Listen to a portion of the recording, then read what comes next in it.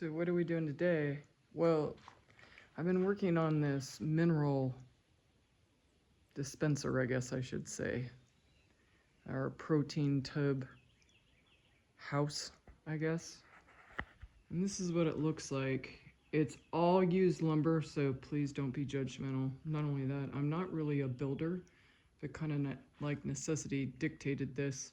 I had that really small tub that I showed on what nutrients to feed your cattle, and it like literally disappeared. I couldn't find it. I walked 3 blocks in every direction. I thought at some point they must have pushed it in the lake, but then somehow it appeared, and it was down toward the lake, but I had searched down there, but I don't know.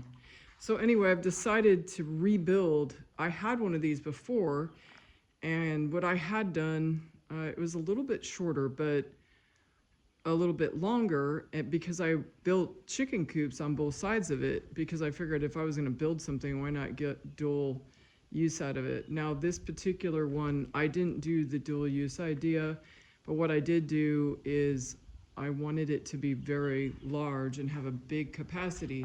My other one could hold 2 protein tubs in the front and 2 in the back, and in the back I had it covered with sheet metal, but I decided just to have it exposed because my idea was that I didn't want the cows just licking all the protein barrels at once, because I was using it also as a storage area, because as you know, roof, everything under roof is kind of premium storage.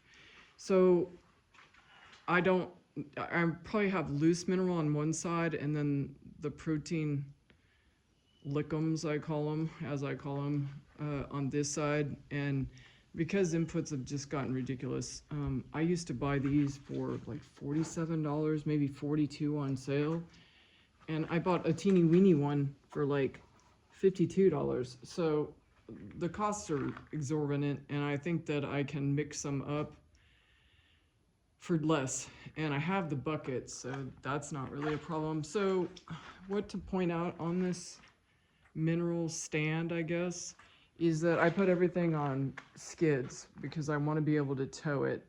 And these I just got for free. A friend had several of them, and they're really big Schedule 40 pipes, and they were just going to be thrown away. So I said, yeah, bring them. And I've had them like between 2 trees for like 10 years, and I've used them on everything I built, and it's so nice just to hook up a chain, hook it behind the gator, and drag it. It's the only way I'll build anything made out of wood. Plus, it keeps the wood preserved, like totally. There's, even if this sinks a little bit where you don't even see the yellow pipe, the wood isn't exposed to termites or water or any of that. And so what I'll do on this side and the far side, I'll have it in metal, R panel, which again is also used. And the top, it's kind of almost embarrassing to show you, but I just use, you can see there's holes in the plywood. I just used what I had so that I have something to screw the metal to. And this is 3/4 inch plywood that I had that I really needed to get out of the way, so I'm more than happy to use it. And this lumber here was from some plywood I bought used on Facebook Marketplace. They had made frames and put the plywood on it, and I didn't really have any use for the frames, but I used the lumber off the frames, and all the 2x4s are off those frames. And some of the lumber is off of a trailer floor that I redid. So literally everything is off of something. Some of the lumber came from some crates that I bought from a friend that bothered to take crates apart, because lumber, it was during COVID, was ridiculous for even a 2x4. So everything's used, but it looks a little crooked, but believe it or not, it's square. It's just that the lumber's a little bit warped, which it won't even show. When I get that metal on there, it won't even show.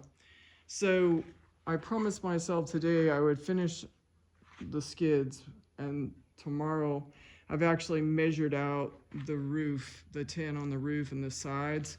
I just barely have enough, so I have to make sure I make those cuts perfect.